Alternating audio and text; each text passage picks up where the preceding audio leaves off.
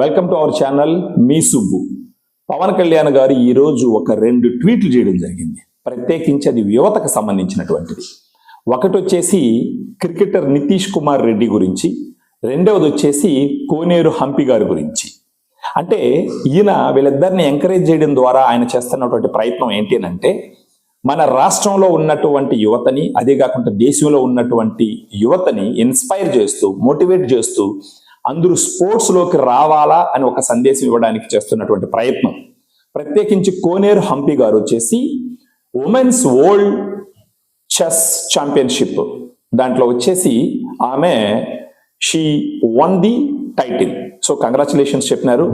అది కాకుండా ఇది సెకండ్ టైం కోనేరు హంపి గారు women's world rapid chess championship ని గెలవడం జరిగినటువంటి సందర్భం. వీళ్ళు మన తెలుగు వాళ్ళు అవడం గర్వించదగినటువంటి విషయం.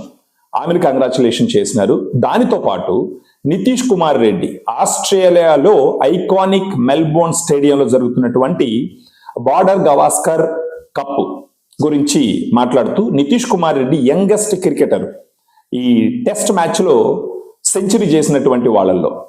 దాంట్లో ఆయన ఏం చెప్పడం జరిగిందంటే, మీరు ఇండియాలో ఎక్కడి నుంచి వచ్చినారన్నది కాదు, భారత్కి గొప్ప పేరు తెస్తున్నది అన్నది ముఖ్యం. సో ఈ విధంగా కోనేరు హంపి గారిని, తర్వాత నితీష్ కుమార్ రెడ్డి గారిని అప్రిషియేట్ చేస్తూ ట్వీట్ పెట్టడం అన్నది ఖచ్చితంగా ఒక గొప్ప గెస్చర్గా చూడాలి. జనరల్గా స్పోర్ట్స్ క్రీడాకి సంబంధించిన మంత్రులు చేయాల్సినటువంటి పనిని పవన్ కళ్యాణ్ గారు చేస్తున్నారు. అంటే కేవలం మా రాష్ట్రంకి సంబంధించిన వాళ్ళే, మా రాష్ట్రమే గొప్ప అనేటటువంటి పాయింట్ మాట్లాడుకుంటా, దేశం తరపున మాట్లాడి దేశానికి మీరు పేరు తెస్తున్నందుకు మిమ్మల్ని అందరిని అప్రిషియేట్ చేయాలని చెప్పేసి ఆయన చేస్తున్నటువంటి ప్రయత్నాన్ని ప్రతి ఒక్కరూ హర్షించాలి. అందుకే చెప్తుంటాం, పవన్ కళ్యాణ్ గారు కేవలం ఒక రాష్ట్రానికో ఒక ప్రజలకు సంబంధించిన వ్యక్తి కాదు, ఆయన మన దేశానికి సంబంధించిన గొప్ప సంపద అని చెప్పేసి. సో ఇలాంటి పిలుపునివ్వడం ద్వారా దేశంలో ఉన్నటువంటి యువత, అది కాకుండా ఆంధ్రప్రదేశ్లో ఉన్నటువంటి యువతకి ఒక మోటివేషన్ ఇచ్చినట్టు, వాళ్ళని ఇన్స్పైర్ చేసి ముందరికి పుష్ చేస్తున్నట్టు. దీనితో పాటు పవన్ కళ్యాణ్ గారికి నాకు మరొక విన్నపం ఏంటి అంటే, మన రాష్ట్రానికి సంబంధించి ఎవరైనా సరే స్పోర్ట్స్లో కానీ గేమ్స్లో కానీ ఏదైనా ఒక గొప్ప విజయాన్ని సాధించినప్పుడు గవర్నమెంట్ తరపున వాళ్ళకి ఏదో ఒక నజరానా ఇస్తూ వాళ్ళని పిలిచి ఫెసిలిటేట్ చేయవలసిందిగా నా చిన్న విన్నపం. అలా చేయడం ద్వారా ఏం జరుగుతుందంటే, ఎంతో మంది యువతకి, అంటే రాష్ట్రంలో ఉన్నటువంటి ఎంతో మంది యువతకి ఒక ఇన్స్పిరేషన్ గా నిలబడుతుంది. ఆయన దగ్గరికి వెళ్ళేసి ఆయన చేతులు గుండా ఒక అప్రిషియేషన్ తీసుకోవడం వాళ్ళ జన్మ ధన్యమైనట్టుగా భావిస్తారనమాట. సో పవన్ కళ్యాణ్ గారు, చంద్రబాబు నాయుడు గారు, లోకేష్ గారు స్పోర్ట్స్ ని ఎంకరేజ్ చేయండి, గేమ్స్ ని ఎంకరేజ్ చేయండి.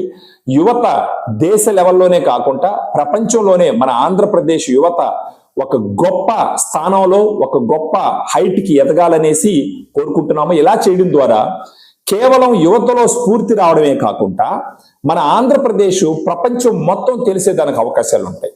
ఇప్పుడు కోనేరు హంపి గారు women's world rapid chess championship సాధించినప్పుడు ఈమె ఏ రాష్ట్రానికి సంబంధించిందనే డిస్కషన్ వచ్చినప్పుడు ఖచ్చితంగా ఆంధ్రప్రదేశ్ రాష్ట్రానికి సంబంధించి అనేసి. నితీష్ కుమార్ రెడ్డి గారు ఇప్పుడు ఈయన తెలుగు వ్యక్తి. సో ఈ విధంగా వీళ్ళని అప్రిషియేట్ చేయడం ద్వారా, వాళ్ళని మోటివేట్ చేయడం ద్వారా కేవలం యువతలోనే ఒక గొప్ప ఆలోచన, ఒక మోటివేషన్ కాకుండా మన రాష్ట్రాన్ని కూడా దేశ పటంలో, ప్రపంచ పటంలో పెట్టేదానికి ఎన్నో రకాలుగా ఉపయోగపడుతున్నటువంటి సందర్భం. సో దయచేసి సార్ చంద్రబాబు నాయుడు గారు, లోకేష్ గారు, పవన్ కళ్యాణ్ గారు వీళ్ళని పిలిచి అప్రిషియేట్ చేయండి. దీని ద్వారా ఎంతో మంది యువకులకి మీరు ఇన్స్పిరేషన్ గా నిలబడతారు.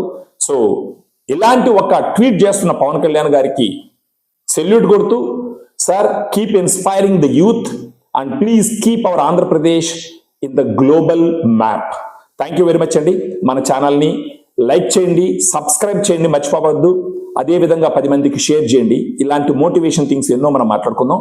మన రాష్ట్రాన్ని విజయవంతంగా అభివృద్ధి దిశలో వెళ్ళే విధంగా మనందరం కలిసి పనిచేద్దాం. జై హింద్, జై అమరావతి, జై ఆంధ్రప్రదేశ్.